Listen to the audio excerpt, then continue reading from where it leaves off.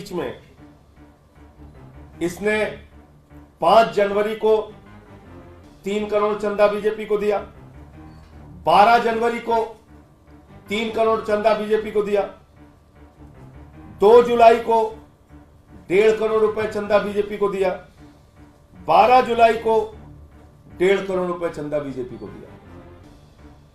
ये कब दिया? जब उसका ठेका यहां पे चल रहा था तो भारतीय जनता पार्टी को रिश्वत खिला कि उन्होंने कहा कि इलेक्टोरल बॉन्ड की डिटेल जारी करो, तब ये पता चला कि ये तो रिश्वतखोरी शराब घोटाले में भाजपा ने खाई है।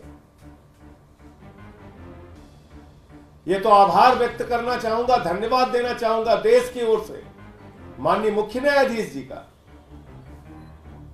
कि उन्होंने कहा कि नहीं, इलेक्टोरल बॉन्ड अनकॉन्स्टिट्यूशनल है। 5 जजों की बेंच ने कहा यह असंवैधानिक है, असंवैधानिक है, अवैधानिक है, इलीगल है, इसको जारी करो। और उसको खुलेआम प्रधानमंत्री जी भी डिफेंड कर रहे हैं और अमित शाह भी डिफेंड कर रहे हैं, रिश्वतखोरी के पक्ष में मजबूती से खड़े हुए। अब मैं आपको बिंदुवार करके बताता हूं। ये जो शरद चंद्र रेड्डी है, इसने जब इसको दिल्ली में ठेका मिला, उसके बाद नवंबर 2021 से लेके जुलाई 2022 के बीच में इसने 5 जनवरी को 3 करोड़ चंदा बीजेपी को दिया, 12 जनवरी को 3 करोड़ चंदा बीजेपी को दिया, 2 जुलाई को 1.5 करोड़ रुपए चंदा बीजेपी को दिया, 12 जुलाई को 1.5 करोड़ रुपए चंदा बीजेपी को दिया। ये कब दिया? जब उसका ठेका यहां पे चल रहा था तो भारतीय जनता पार्टी को रिश्वत खिला रहा था वो उस समय। ये उसकी तारीख हो गई। अब आ जाइए 9 नवंबर 2022 को उसको जब छापे हुए उसके घर पे, तो उसने कहा कि उसने किसी को रिश्वत नहीं दी है। ये उसका स्टेटमेंट है। 9 नवंबर 2022 को शरद रेड्डी कहता है उसने किसी को रिश्वत नहीं दी। 10 नवंबर 2022 को शरद रेड्डी अरेस्ट हो जाता है। 15 नवंबर 2022 को फिर 5 करोड़ रुपए चंदा बीजेपी को देता है। 5 करोड़ रुपए चंदा 10 नवंबर को गिरफ्तार होने के बाद शरद रेड्डी 15 नवंबर को 5 करोड़ रुपए चंदा भारतीय जनता पार्टी को देता है। पार्टी विद द डिफरेंस, दुनिया की सबसे बड़ी पार्टी,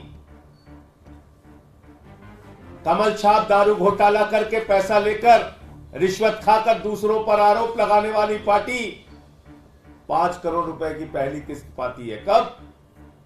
15 नवंबर 2022 को। जब वो ईडी के अरेस्ट में था तो उसके अकाउंट कैसे चल रहे थे?